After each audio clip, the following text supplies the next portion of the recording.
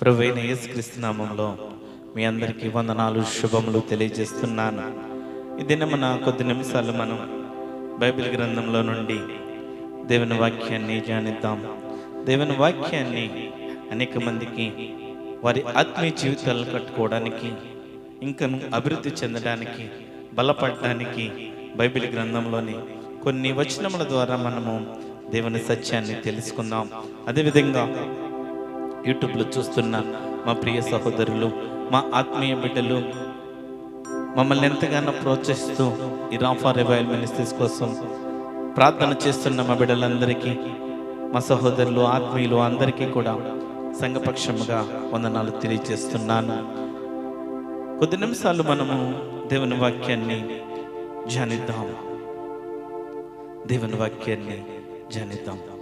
ఇక్కడ మార్కు సువార్త 2వ అధ్యాయము, మార్కు సువార్త 2వ అధ్యాయము 1వ వచనం నుండి మనం 12వ వచనం వరకు మనం చూస్తే, 2వ అధ్యాయము 12వ వచనం వరకు మనం చూస్తే, 2వ అధ్యాయము 1వ వచనం నుండి 12వ వచనం వరకు మనం చూస్తే, ఇక్కడ కొన్ని దినములైన పిమ్మట ఆయన మరలా కపెర్నహూములోనికి వచ్చి ఆయన ఎంట ఉన్నాడని వినినప్పుడు అనేకులు కూడి వచ్చిరు గనుక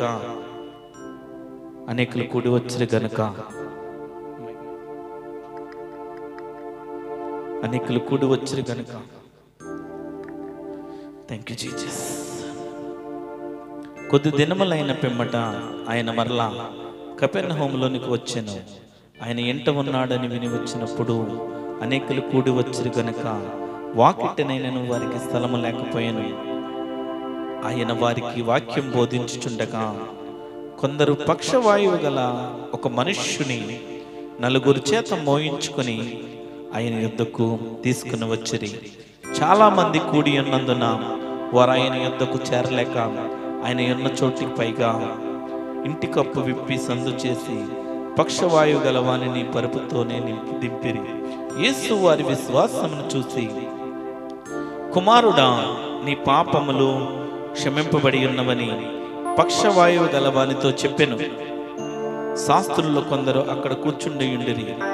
వారు ఇతడు ఇట్లెందుకు చెప్పుచున్నాడు? దేవదూషణ చేయుచున్నాడు కదా. దేవుడొక్కడే తప్ప పాపమును క్షమింపవలవాడెవడను తమ హృదయములో ఆలోచించుకొనిది. ఇక్కడ మనం ఈ సారాంశంలో మనం చూస్తే, నా అంశం ఏంటంటే, ఇక్కడ దేవుడు ఒక అద్భుతాన్ని చేశాడు. దేవుడు ఒక స్వస్థత కార్యాన్ని చేశాడు. ఈనాటి అంశం ఏంటంటే పక్షవాత రోగిని స్వస్థపరచుట. మత్తయి సువార్త 9వ అధ్యాయము 1 నుంచి 8వ వచనం వరకు మనం చూస్తే, మత్తయి సువార్త 9వ అధ్యాయము 1వ వచనం నుండి 8వ వచనం వరకు మనం చూస్తే, తర్వాత ఆయన దోణి ఎక్కి సముద్రం దాటి తన పట్టణంలో ప్రవేశింపగా, ఇదిగో జనులు పక్షవాయువుతో మంచము పట్టి ఉన్న యొక్కని ఆయన ఎద్దుకు తీసుకుని వచ్చిరి. యేసు వారి విశ్వాసం చూసి, కుమారుడా, ధైర్యముగా ఉండుము, నీ పాపములు క్షమించబడి ఉన్నవని పక్షవాయు గలవానితో చెప్పెను. అదే విషయాన్ని లూకా సువార్త 5వ అధ్యాయము 17 నుంచి 26వ వచనం వరకు మనం చూస్తే, 5వ అధ్యాయము 17వ వచనం నుండి 26వ వచనం వరకు మనం చూస్తే, గలిలయ యూదయ దేశముల ప్రతి గ్రామము నుండి యెరూషలేము నుండి వచ్చిన పరిసయ్యులను ధర్మశాస్త్రోపదేశకులు కూర్చుండగా ఆయన స్వస్థపరచునట్లు ప్రభువు శక్తి ఆయనకుండెను. ఇదిగో కొందరు మనుష్యులు పక్షవాయువు గల ఒక మనుష్యుని మంచము మీద మోసుకొని వానిని లోపలికి తెచ్చి ఆయన ఎదుట ఉంచుటకు ప్రయత్నం చేసిరి. ఆ క్రింది వచనాల్లో మనం చూస్తే, దేవుడు అక్కడ పక్షవాత రోగిని స్వస్థపరిచాడు. ఇక్కడ ఈనాటి అంశం ఏంటంటే, ప్రభువైన యేసుక్రీస్తు పక్షవాత రోగిని స్వస్థపరిచి ఏం మాట్లాడాడు, ఎవరి కోసం మాట్లాడాడు, ఏమి క్షమించాడు, ప్రభువైన యేసుక్రీస్తు ఏమి క్షమించాడు, స్వస్థపరిచాడు, అదేవిధంగా ఎవరి కోసము ప్రభువైన యేసుక్రీస్తు ఈ లోకానికి వచ్చాడో కొన్ని విషయాలు మనము చూద్దాం. ఇక్కడ మార్కు సువార్త 2వ అధ్యాయము 5వ వచనంలో మనం చూస్తే, యేసు వారి విశ్వాసము చూసి, కుమారుడా, నీ పాపములు క్షమించబడి ఉన్నవని పక్షవాయువు గలవానితో చెప్పెను. ఇక్కడ చాలా క్షుణ్ణంగా పరిశీలన చేస్తే, దేవుని దగ్గరికి రావాలని ఆ పక్షవాయువు కలవాడిని దేవుని దగ్గరికి తీసుకుని వచ్చారు. దేవుని దగ్గర తీసుకుని వచ్చినప్పుడు అక్కడ బహుజనము ఉండగా ప్రభు ఏం మాట్లాడుతున్నాడంటే ఆయనతో, నీ పాపములు క్షమించబడి ఉన్నవి, నీ పాపములు క్షమించబడి ఉన్నవి. దేవుడు పాపుల కొరకైన ప్రభువు, యేసుక్రీస్తు ప్రభువు పాపులను రక్షించడానికి, పాప జీవితంలో నుండి విడుదలవ్వడానికి, అనేక అస్వస్థతల ద్వారా, అనారోగ్యం ద్వారా బాధపడుతున్న వారికి విడుదలవ్వడానికి, స్వస్థత ఇవ్వడానికి దేవుడు రక్షించడానికి వచ్చాడు. నశించిపోవడానికి లేకపోతే నశింపజేయడానికి కాదు, పాపుల కొరకైన ప్రభువు. ఆ పక్షవాయువు గల వ్యక్తితో దేవుడేమంటున్నాడంటే, నీ పాపములు క్షమించబడ్డాయి. దేని ద్వారా క్షమించబడ్డాయి అంటే, నీవు చూపించిన విశ్వాసము, నీ విశ్వాసము ద్వారా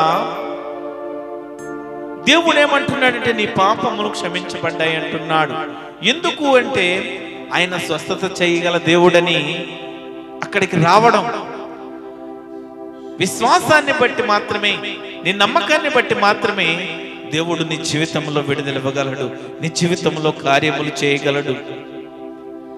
ప్రభువు పాపుల కోసము ఈ లోకానికి వచ్చాడు, పాపుల కొరకైన ప్రభువు. ఆయన ఈ లోకానికి వచ్చి ఏమి చూపించాడు? ఈ లోకానికి పాపుల కొరకైన ప్రభువు, పాపుల కోసం వచ్చిన వ్యక్తి ఏ విధంగా ఉన్నాడో ఒకసారి మనం బైబిల్ గ్రంథంలో చూద్దాం. యోహాను రాసిన మొదటి పత్రిక, thank you wonderful Holy Spirit, thank you Jesus. యోహాను రాసిన మొదటి పత్రిక 4వ అధ్యాయము 10వ వచనంలో మనం చూస్తే, మనము దేవుణ్ణి ప్రేమించితమని కాదు, తానే మనల్ని ప్రేమించి మన పాపములకు ప్రాయశ్చిత్తమై ఉండుటకు తన కుమారుని పంపాడు. నా అంశంలో మొట్టమొదటి అంశం ఏంటంటే, దేవుడు ప్రేమమూర్తిగా ఈ లోకానికి వచ్చాడు. ఆ పక్షవాత రోగిని దేవుడేం మాట్లాడంటే, నీ విశ్వాసాన్ని చూచి నీ పాపములు క్షమింపబడి ఉన్నవి అని మార్కు సువార్త 2వ అధ్యాయము 5వ వచనంలో రాయబడి ఉన్నది. ప్రభువు పాపుల కోసం వచ్చాడని చెప్పాను. ఆయన ఏం చేస్తున్నాడంటే, మొదటి యోహాను 4వ అధ్యాయం 10వ వచనంలో, మనము దేవుణ్ణి ప్రేమించితమని కాదు, తానే మనలను ప్రేమించి మన పాపములకు ప్రాయశ్చిత్తమయ్యుటకు తన కుమారుని పంపాడు. తండ్రైన దేవుడు, యెహోవా దేవుడు తన కుమారుని ఈ లోకానికి ప్రేమను పంచడానికి, ప్రేమ పూర్తిగా ఈ లోకానికి వచ్చాడు. తన ప్రజలను బంధకాల నుండి విడిపించడానికి, తన ప్రజలను పాపముల నుండి విడిపించడానికి దేవుడు ఈ లోకానికి కుమారుణ్ణి పంపాడు. ఈ లోకానికి ప్రేమమూర్తిగా ఈ లోకానికి యేసుక్రీస్తు ప్రభు వచ్చాడు. ఆయన ప్రేమను పంచాడు. అనేక మంది అనుకుంటున్నారు, మేము దేవుడిని ఎంతో ప్రేమిస్తున్నామయ్యా, దేవుడు అంటే మాకు చాలా ఇష్టం, ఆ దేవుడు లేకపోతే మా జీవితాలు ఏమైపోతాయని నోటి పెదవులతో చెప్పే విశ్వాసులు ఉన్నారు, దేవుని బిడ్డలు ఉన్నారు. హృదయపూర్వకంగా దేవునికి స్థానం ఇచ్చే బిడ్డలు లేరు. మన పాపములు క్షమించే దేవుడు ఆయనే. తన రక్తంలో మన పాపములు కడిగే దేవుడు. మన కోసం ఆయన సిలువలో త్యాగమయ్యాడు. తన రక్తాన్ని చిందించాడు. తన శరీరం చీల్చివేయబడింది, కొరడాలతో చీల్చివేయబడింది. మన కోసము త్యాగము చేశాడు ఆ దేవుడు.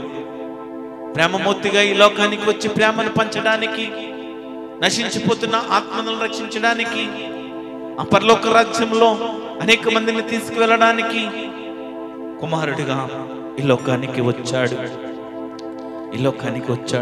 రెండవదిగా మత్తయి సువార్త 9వ అధ్యాయము 13వ వచనం చూద్దాం. మత్తయి సువార్త 9వ అధ్యాయము 13వ వచనంలో మనం చూస్తే, అయితే నేను పాపులను పిలవవచ్చును గాని నీతిమంతులను పిలువ రాలేదు.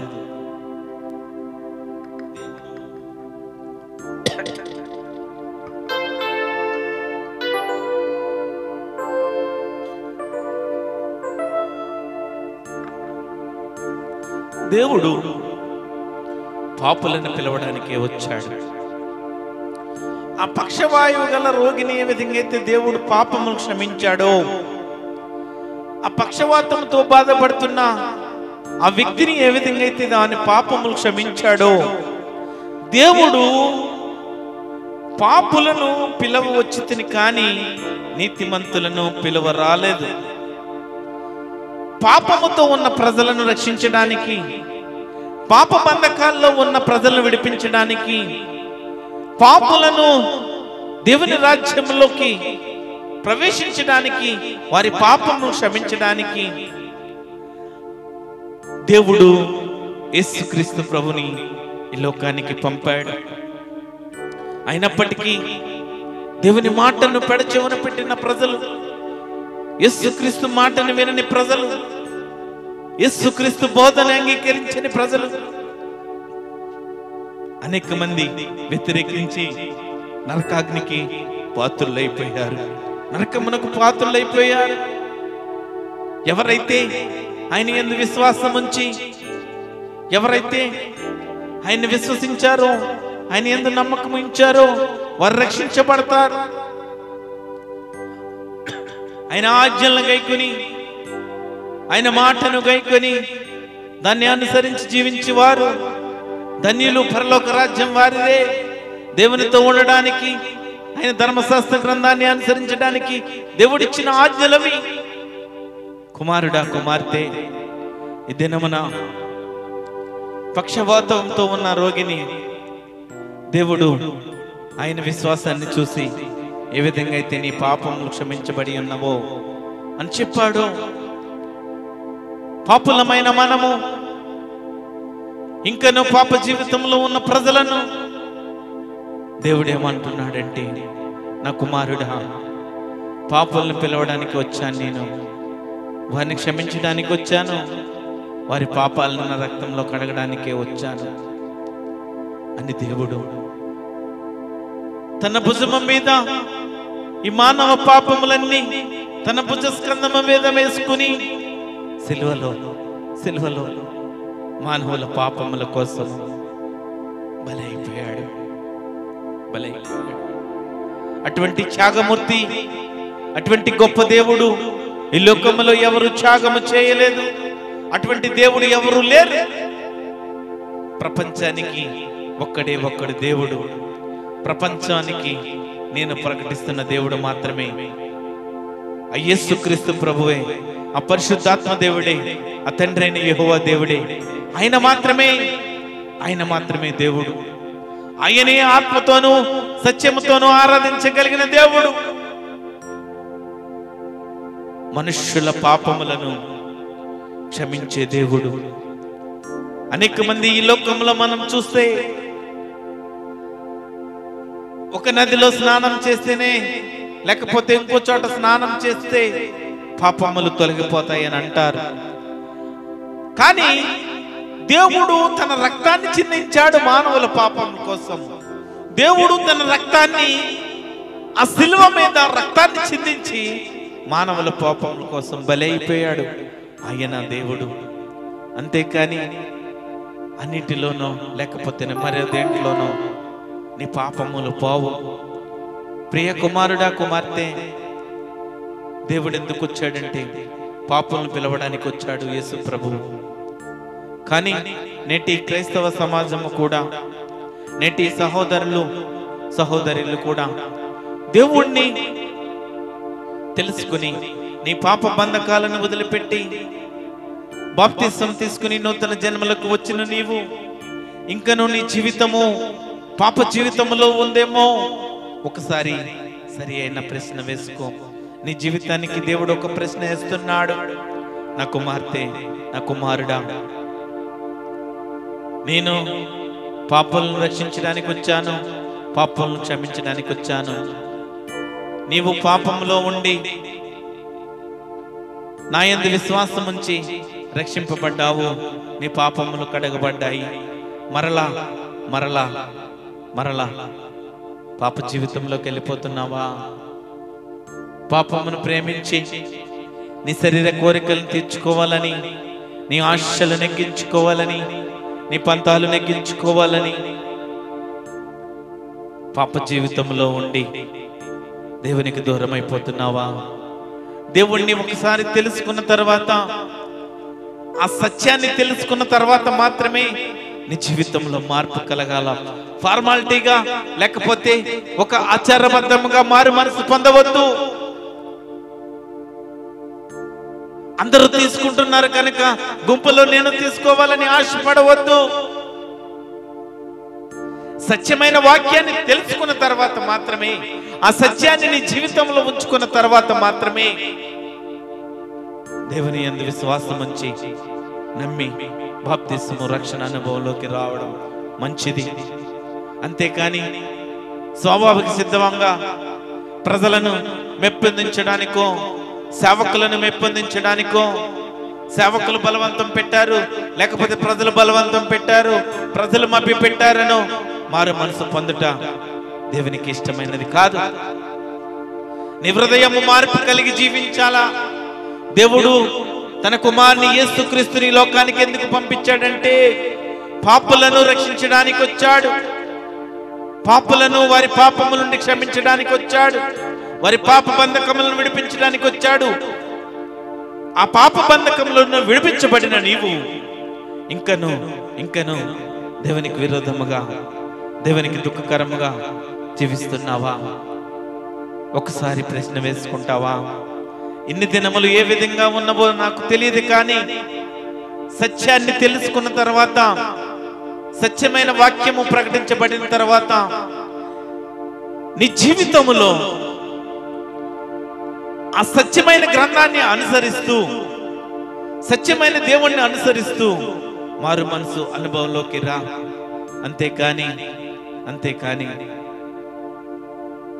ఫార్మాలిటీగా లేకపోతే గుంపులో కలిసిపోదాం, క్రైస్తవుడిగా పిలువబడాలి, ఈ సహవాసంలో నేను కూడా ఉండాలి, ఈ సంఘంలో నేను కూడా అందరిలో కలిసి ఉండాలని నామమాత్రముగా రక్షణ అనుభవంలోకి రావద్దు. ఎందుకంటే దేవుడు తన కుమారుణ్ణి ఏ ఉద్దేశంతో ఈ లోకానికి పంపించాడో ఒకసారి ఆలోచన చేస్తావా? తన కుమారుడు యేసుక్రీస్తు ప్రభు ఎందుకు ఈ లోకానికి వచ్చాడు? పాపుల కొరకైన యేసుక్రీస్తు ప్రభు పాపులను రక్షించడానికి ఈ లోకానికి వచ్చాడు. మొట్టమొదటిది ప్రేమమూర్తిగా ఈ లోకానికి వచ్చాడు. రెండవది పాపులను పిలవడానికి వచ్చాడు. మూడవ అంశం చూద్దాం. మత్తయి సువార్త 9వ అధ్యాయము 11-12 వచనంలో మనం చూస్తే, పరిచయులు అది చూసి, మీ బోధకుడు సుంకర్లతోనూ పాపులతోనూ కలిసి ఎందుకు భోజనం చేయడని ఆయన శిష్యులను అడిగిరి. ఆయన ఆ మాట విని, రోగులకే గాని ఆరోగ్యం గలవారికి వైద్యుడక్కరలేదు కదా. ఇక్కడ దేవుడు మాటలు ఏం చెప్తున్నాడంటే, పాపులతో కలిసి భోజనం చేశాడు వారి పాపమునకు వైద్యము ఇవ్వటానికి.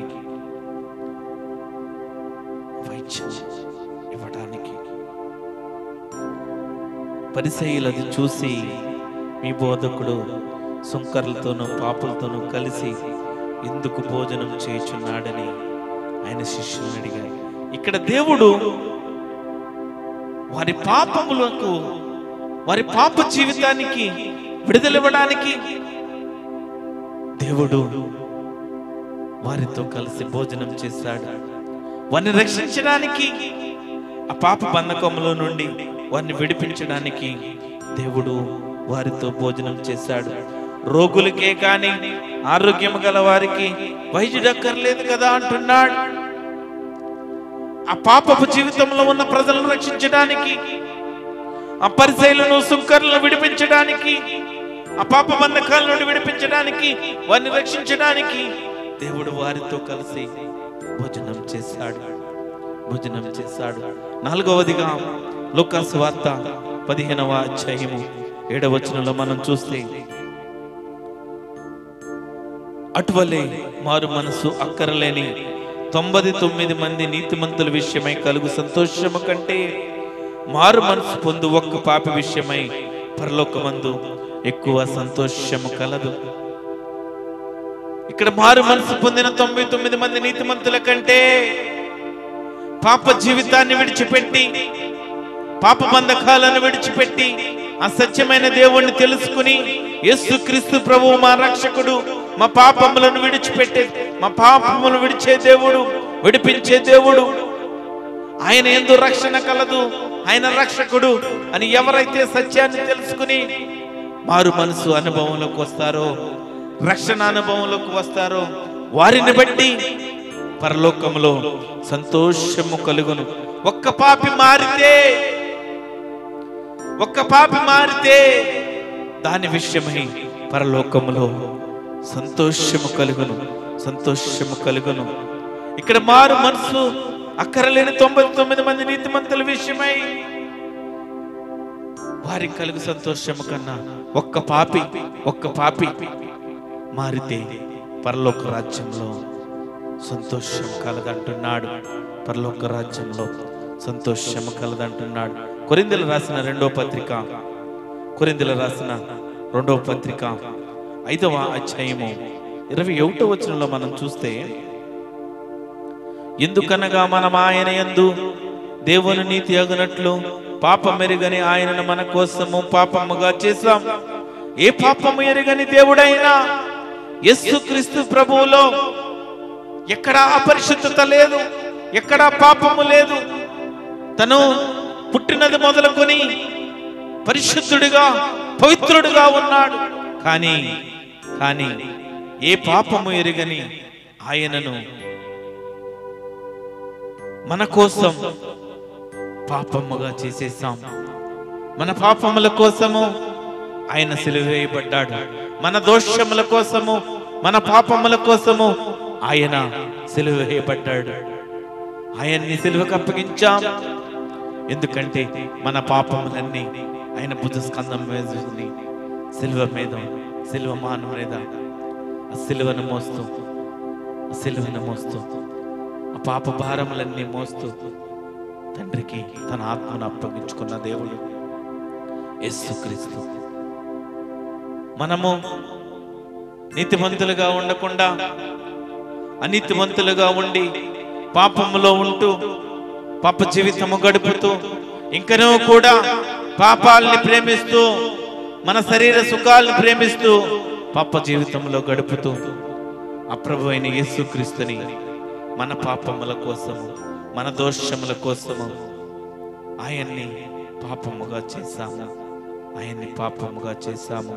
పాపల విషయమై చనిపోయిన దేవుడు, మనందరి కోసము, మన పాపముల కోసము చనిపోయిన దేవుడైన మరలా తిరిగి లేచిన దేవుడు సిలువలో పలికిన మాటలను మనం జ్ఞాపకం చేసుకుంటే, తండ్రి వీరేమి చేయుచున్నారో వీరెరుగరు కనుక వీరిని క్షమించమంటున్నాడు. ఈ లోక ప్రజలు ఏం చేస్తున్నారో తెలియదు. ఈ లోక ప్రజలు పాపముతో నేత్రములు మూయబడి, వారు చీకటి బంధకాలతో, అక్కట్లతో కట్టివేయబడి దేవుడి ప్రేమను తెలుసుకోకుండా, ఆ ప్రియ కుమారుణ్ణి రక్షకుడిని తెలుసుకోకుండా దేవుని మీద నిందలు, దేవుణ్ణి ఇబ్బంది పెట్టాలని ఆయన్ని ఎన్నో ఎన్నో హింసలు పెట్టారు. పాపుల విషయమై తను చనిపోయాడు. పాపుల విషయమై తను చనిపోయాడు. ఎందుకు చనిపోయాడు? మన పాపములు ఆయన భుజం మీద వేసుకుని, ఏ పాపం ఎరగని ఆయన మన కోసము పాపమాయను. తిమోతి రాసిన మొదటి పత్రిక. Thank you wonderful Holy Spirit. తిమోతి రాసిన మొదటి పత్రిక 1వ అధ్యాయము 10వ వచనంలో మనం చూస్తే, ఇక్కడ యేసుక్రీస్తు ప్రభు ఈ లోకానికి ఎందుకు వచ్చాడంటే, అపోస్తలుడైన పౌలు తిమోతికి రాసిన మొదటి పత్రిక 1వ అధ్యాయము 10వ వచనంలో చూస్తే, నాకు అప్పగించిన ఆయన మహిమగల సువార్త ప్రకారము ధర్మశాస్త్రము ధర్మ విధోదులకును అవిధేయులకును భక్తిహీనులకును పాపిష్టులకును అపవిత్రులకును మతదోషకులను పితృహంతకులకును మాతృహంతకులకును నరహంతకులకును వ్యభిచారులకును పురుష సంయోగులకును మనుష్య చోరులకును అబద్ధికులకును అప్రామాణికులకును హితబోధకు విరోధి అయిన వాడు మరి ఎవడైనా ఉండిన ఎడల అట్టి వానికి నియమింపబడిన గాని నీతిమంతునకు నియమింపబడలేదని ఎవడైనా ఎరిగి ధర్మానుకూలముగా దాన్ని ఉపయోగించిన ధర్మశాస్త్రము మేలైనదని మనం ఎరుగుదాము. యేసుక్రీస్తు ప్రభు ఎందుకు వచ్చాడంటే, ఈ లోకానికి పాపులను రక్షించడానికి వచ్చాడు. యేసుక్రీస్తు ప్రభు పాపులను రక్షించడానికి వచ్చాడు. పేతురు రాసిన మొదటి పత్రిక 2వ అధ్యాయం 24వ వచనంలో కూడా మనం చూస్తే, పేతురు రాసిన మొదటి పత్రిక 2వ అధ్యాయం 24వ వచనంలో మనం చూస్తే, మనము పాపుల విషయమై చనిపోయి నీతి విషయమై జీవించినట్లు ఆయనే తన శరీరమందు మన పాపములను మాని మీద మోసుకొనెను.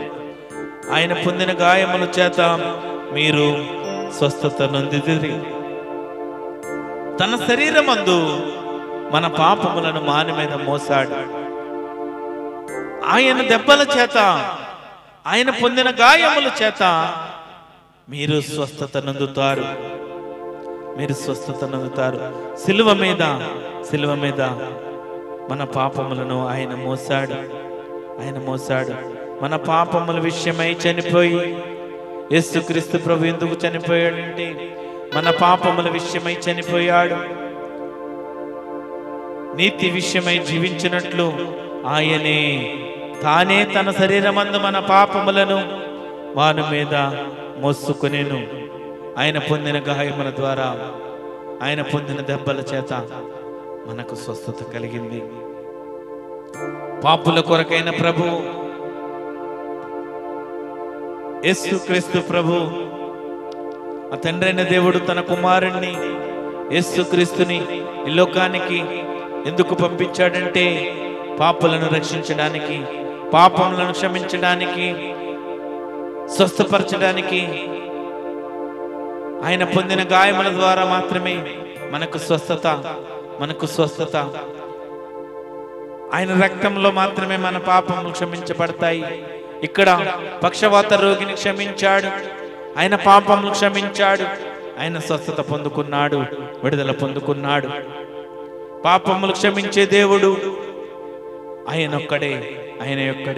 ఆయన యందు ఎవరైతే విశ్వాసం ఉంచి నమ్మి బాప్తిసం పొంది రక్షించబడతారో, ఆయన రక్తంలో మన పాపములు కడుక్కోవడానికి ఇష్టపడతారో, వారు దేవునితో సహవాసం చేయడానికి, దేవుని రాజ్యంలో ఉండడానికి, నీతిమంతులుగా పవిత్రులుగా పరిశుద్ధులుగా ఉంటూ దేవుని సన్నిధానంలో సహవాసం చేస్తూ పరలోక రాజ్యం కొరకు సిద్ధపడుతూ ఉండాలా. మొట్టమొదటి అంశం ఏంటంటే, పాపుల కొరకైన ప్రభువు కోసము కొన్ని అంశాలు మనం చూసాము.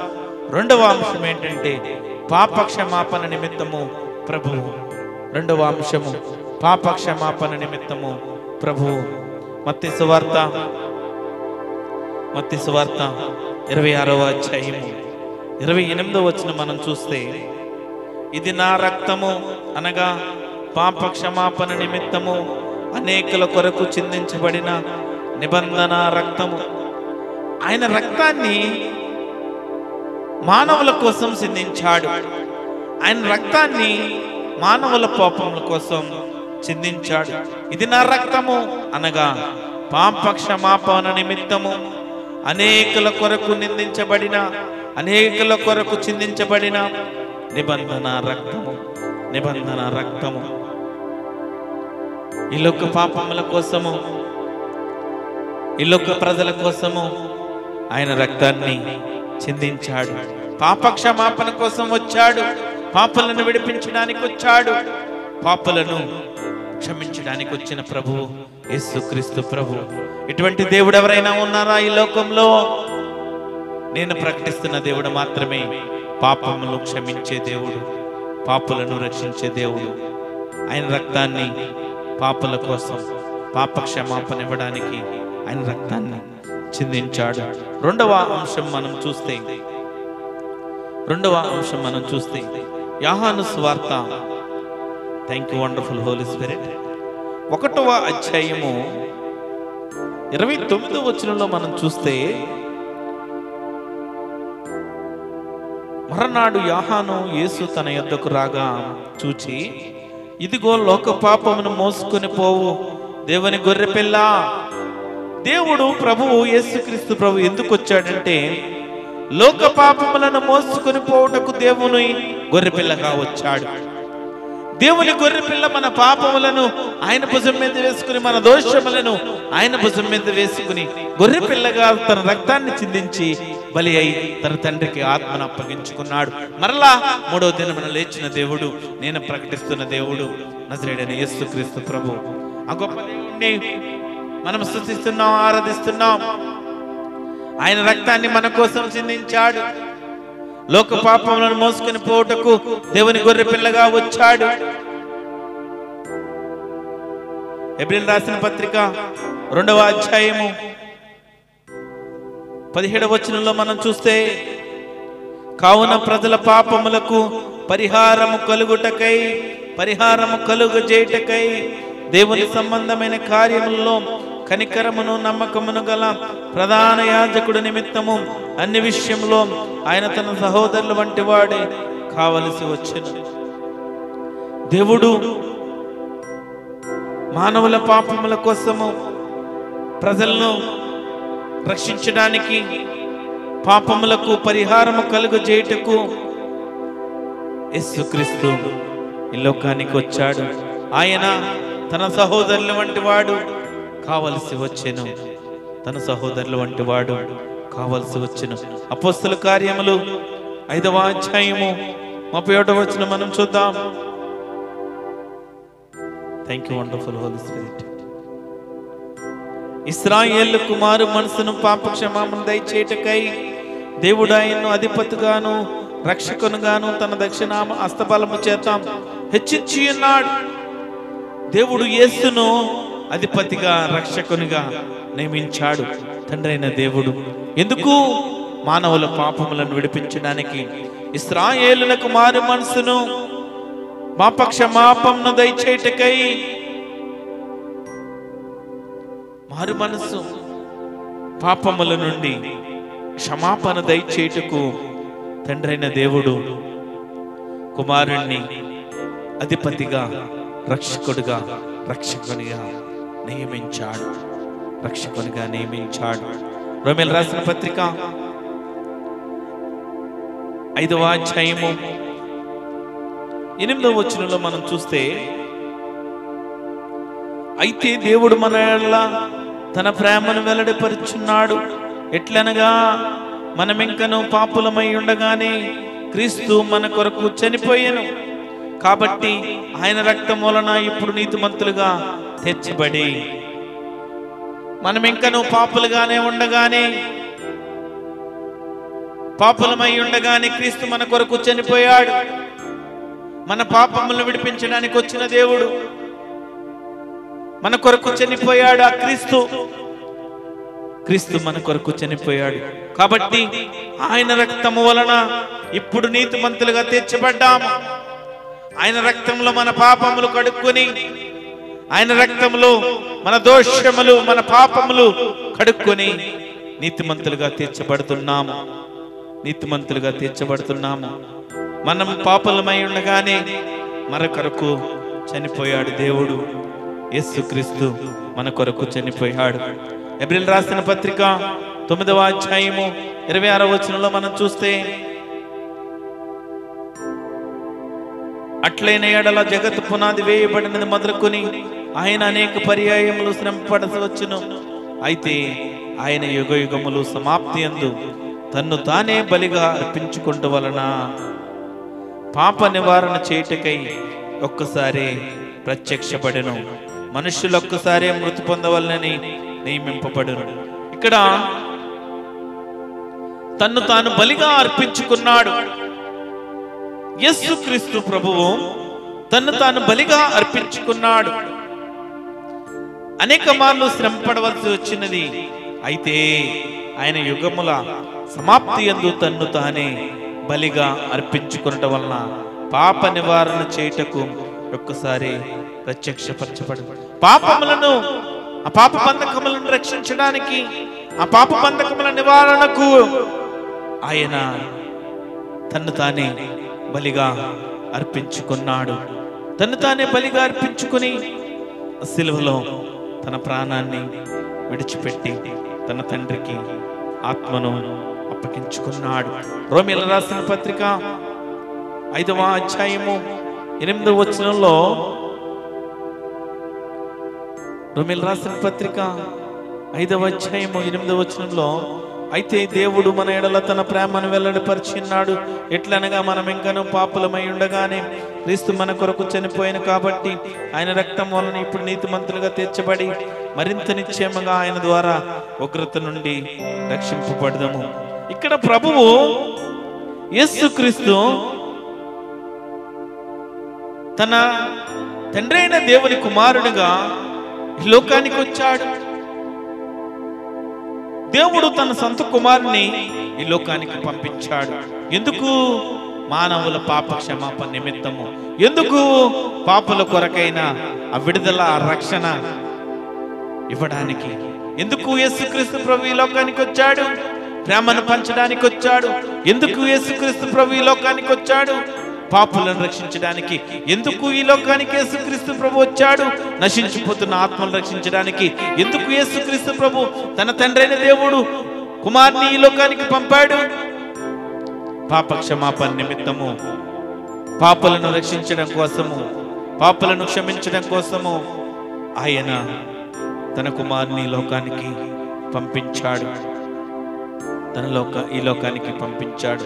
గలతీయులకు రాసిన పత్రిక 1వ అధ్యాయము, గలతీయులకు రాసిన పత్రిక 1వ అధ్యాయము. Thank you wonderful Holy Spirit. 1వ అధ్యాయము ఇక్కడ 4వ వచనంలో మనం చూస్తే, మన తండ్రి అయిన దేవుని చిత్త ప్రకారము క్రీస్తు మనలను ప్రస్తుతపు దుష్టకాలంలో నుండి విమోచింపవలనని మన పాపముల నిమిత్తము తన్ను తాను అప్పగించుకున్నాడు. యేసుక్రీస్తు ప్రభువు ప్రస్తుతపు దుష్టకాలము నుండి విమోచించాలి, ప్రజలను విడిపించాలని తన్ను తాను అప్పగించుకున్నాడు. తన్ను తాను అప్పగించుకున్నాడు. ఎవరు ఆయన ప్రాణాన్ని తీయలేరు. ఆయన మాత్రమే ఆయన ప్రాణాన్ని తీయగలివాడు. ఆయన మాత్రమే తన ప్రాణాన్ని పెట్టుకోగలిగిన వాడు. ఎవరు ఆయన ప్రాణాన్ని తీయడానికి అర్హత లేదు. ఎవరు ఆయన ప్రాణాన్ని తీయడానికి సమర్థులు కాదు. యేసుక్రీస్తు ప్రభువే మానవుల పాపములను ప్రస్తుత దుష్టకాలంలో నుండి విడిపించాలని తన్ను తానే అప్పగించుకున్నాడు. తన్ను తానే మరణించాడు. తన్ను తానే తండ్రికి ఆత్మను అప్పగించుకున్నాడు.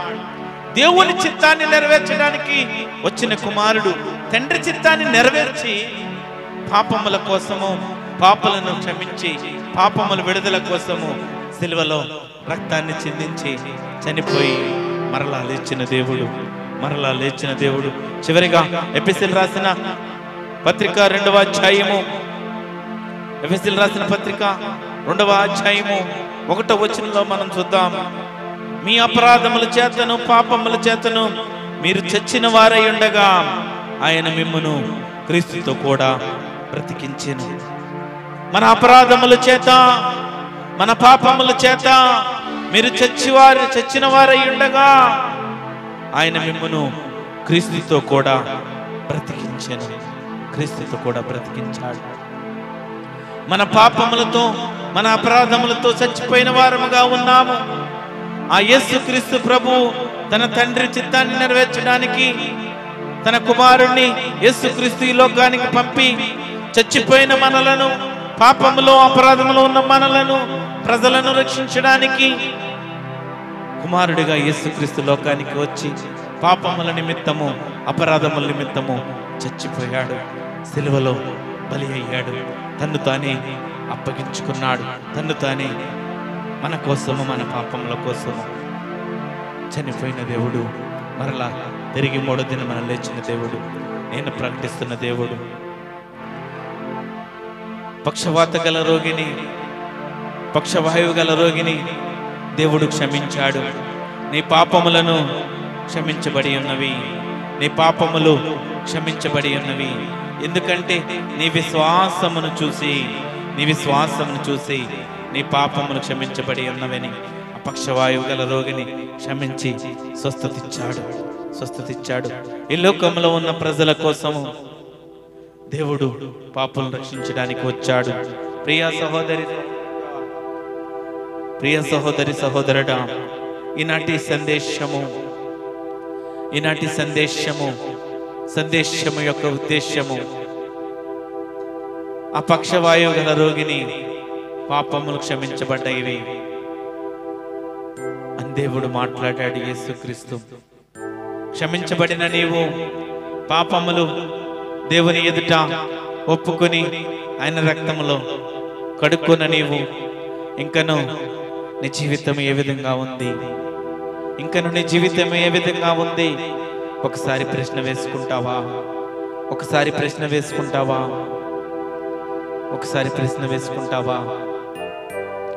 యేసుక్రీస్తు ప్రభు లోక పాపముల కోసము, లోక ప్రజలను విడిపించడానికి, నశించిపోతున్న ఆత్మను రక్షించడానికి ప్రేమమూర్తిగా వచ్చాడు.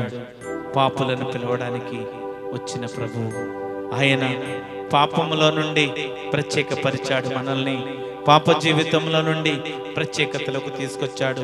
పాప బంధకాల్లో ఉండి విడుదలిచ్చి దేవుని కుమారుడిగా, దేవుని కుమార్తెగా చేసుకున్నాడు. మన జీవితము ఏ విధంగా ఉండాలి? ప్రత్యేకపరచబడిన నీవు, ఆ సపరేటెడ్ లైఫ్ లోకి వచ్చిన నీవు ఆ ప్రత్యేకమైన జీవితాన్ని జీవిస్తున్నావా? ఆ ప్రత్యేకమైన జీవితము కొనసాగిస్తున్నావా? దేవుడు నీ కోసము, నా కోసము సిలువలో మరణించాడు.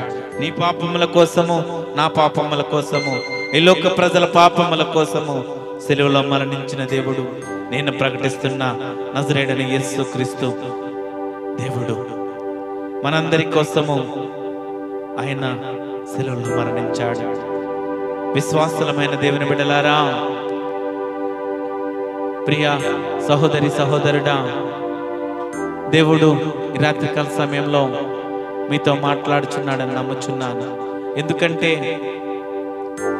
దేవుని మాటలను ఎవరైతే గైకొని ఆయన రక్తంలో ఎవరైతే పాప బంధకాల నుండి, పాపముల నుండి విడిపించి రక్షణ అనుభవంలోకి వచ్చి దేవుణ్ణి దుఃఖపరిచే బిడ్డలుగా ఉండవద్దు. సత్యాన్ని తెలుసుకున్న వారు మాత్రమే, సత్యముతో నడపడిన వారు మాత్రమే మారు మనసు పొందుట మంచిది. ఎవరో బలవంతం పెట్టారు, లేకపోతే అందరిలో నేను ఒంటరిగా మిగిలిపోతున్నాను, సంఘములో ఒంటరిగా మిగిలిపోతున్నాను, ఎన్నో సంవత్సరాల నుంచి మందిరానికి వెళ్తున్నాను, నేను బల్లలో చేయి వేయట్లేదు, ఈ ఉద్దేశాలు కలిగి మారు మనసు పొందొద్దు.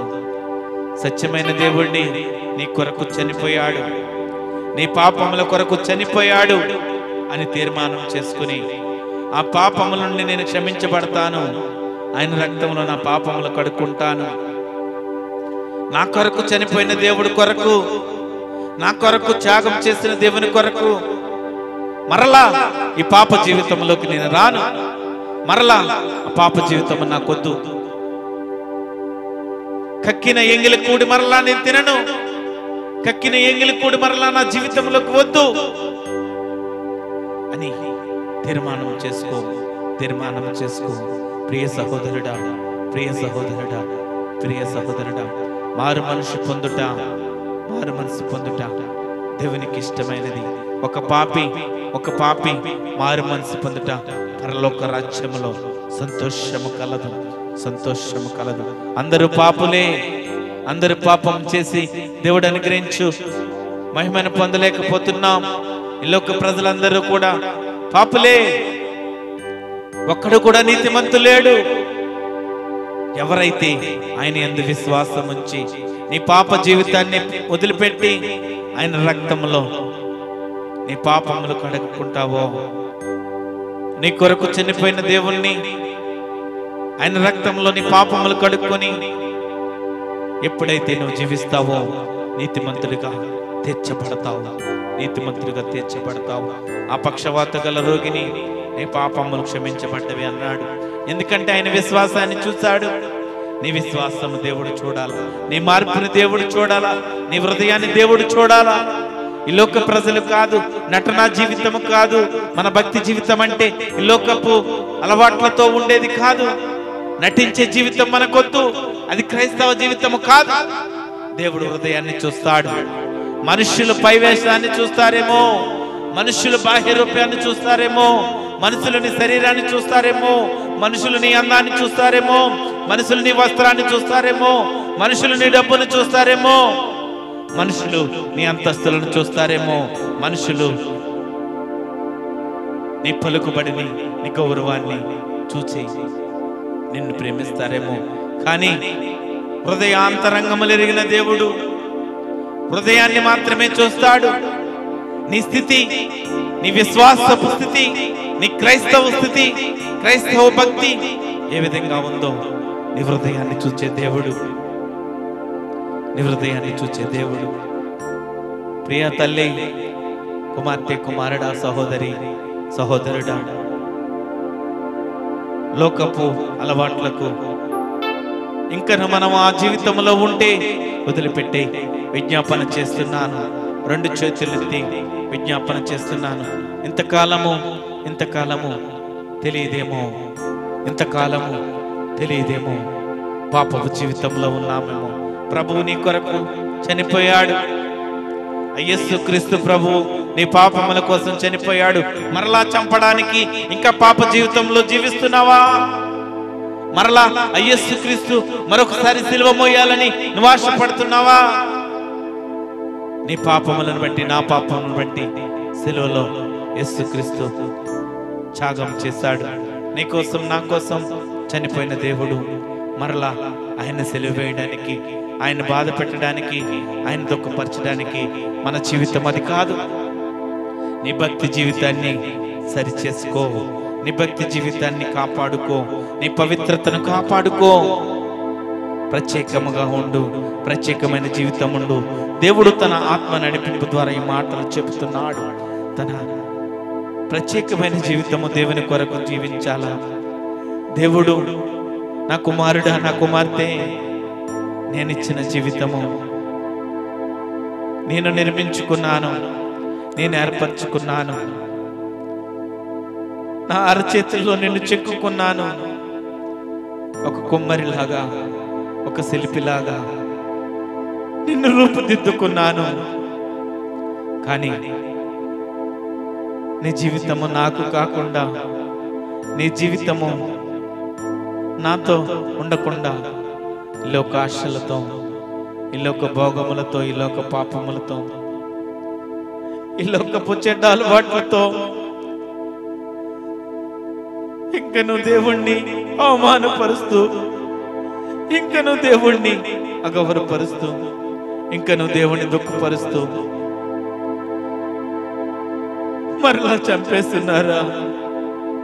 దేవుణ్ణి మరలా చంపేస్తున్నారా? యేసుక్రీస్తు ప్రభు నీ నా పాపముల కోసం చనిపోయాడు. విశ్వాసులారా, దేవుని బిడ్డలారా, లోకములో ఉన్న ప్రజలకి తెలియదేమో యేసుక్రీస్తు ప్రభు మన కోసం చనిపోయాడు, మన పాపముల కోసం చనిపోయాడని.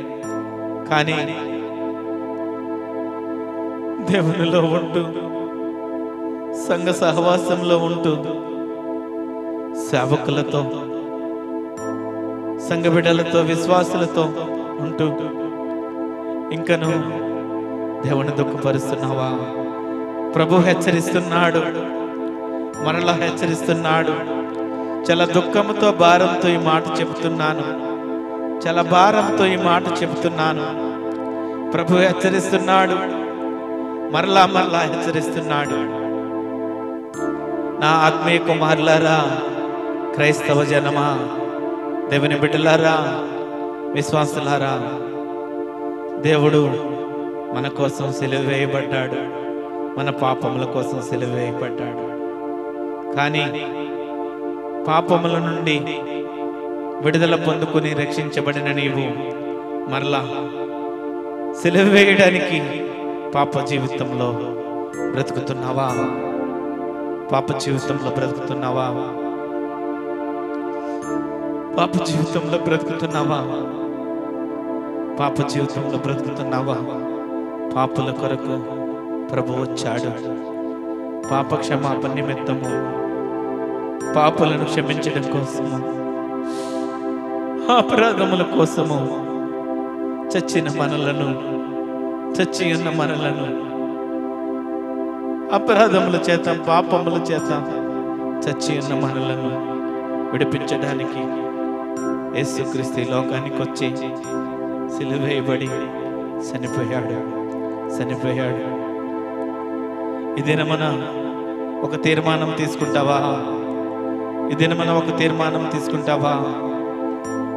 యూట్యూబ్లో లైవ్లో చూస్తున్న మా ప్రియ సహోదరులు కూడా ఒక తీర్మానం తీసుకోవాలా? ఒక తీర్మానం తీసుకోవాలా? ప్రభువా, ఇంతవరకు నాకు వాక్యము తెలియదేమో ప్రభువా, లేకపోతే సత్యమును నేను అనుసరించలేదు ప్రభువా. నా కొరకు చనిపోయిన యేసయ్య, నా పాపముల కోసం చనిపోయిన యేసయ్య, నీ రక్తంలో కడగబడ్డానయ్యా, నీ రక్తంలో కడగబడ్డానయ్యా. ఈ దినము నుండి అయ్యా నీకు సాక్షిగా బ్రతుకుతానయ్యా. ఈ దినము నుండి నీకు సాక్షిగా బ్రతుకుతానయ్యా. ఈ దినము నుండి నీ కుమారునిగా, నీ బిడ్డగా నేనుంటానయ్యా. అయ్యా యేసయ్యా, నన్ను క్షమించయ్యా, నన్ను క్షమించయ్యా, నన్ను క్షమించయ్యా. అయ్యా నన్ను క్షమించయ్యా, నన్ను క్షమించయ్యా. దేవుణ్ణి హృదయపూర్వకంగా అడుగుతావా? దేవుణ్ణి మనస్ఫూర్తిగా దేవా నన్ను క్షమించమని అడుగుతావా? దేవుణ్ణి అడుగుతావా? దేవుణ్ణి అడుగుతావా? ఒదిగిపోతావా? ఒదిగిపోతావా? మా పైన నువ్వు చూపు ప్రేమకై కళ్ళు చెమ్మగిలినయ్యా. మాలో ఏముందయ్యా? మాలో ఏముందయ్యా? మాకు అర్థం కాదయ్యా. జీవితాంతం నీ కౌగిల్లో మేముంటామేసయ్యా. జీవితాంతం నీ కౌగిల్లో మేముంటామేసయ్యా. జీవితాంతము నీ కౌగిల్లో మేము ఉంటామేసయ్యా. జీవితాంతము నీ కౌగిల్లో మేము ఉంటామేసయ్యా. జీవితాంతం నీ కౌగిల్లో ఉంటామయ్యా అని హృదయపూర్వకంగా తీర్మానం తీసుకో. హృదయపూర్వకంగా తీర్మానం తీసుకో.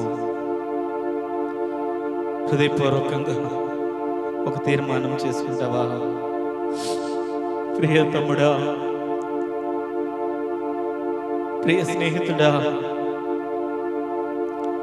దేవుడు మన కోసం చనిపోయిన దేవుని కోసం,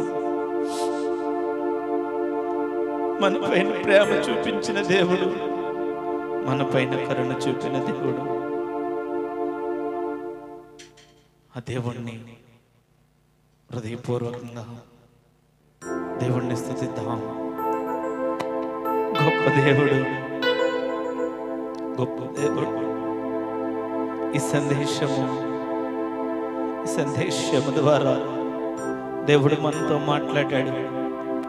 సందేశం ద్వారా దేవుడు తన ప్రజలను తాకాలని ఆశపడుతున్నాడు.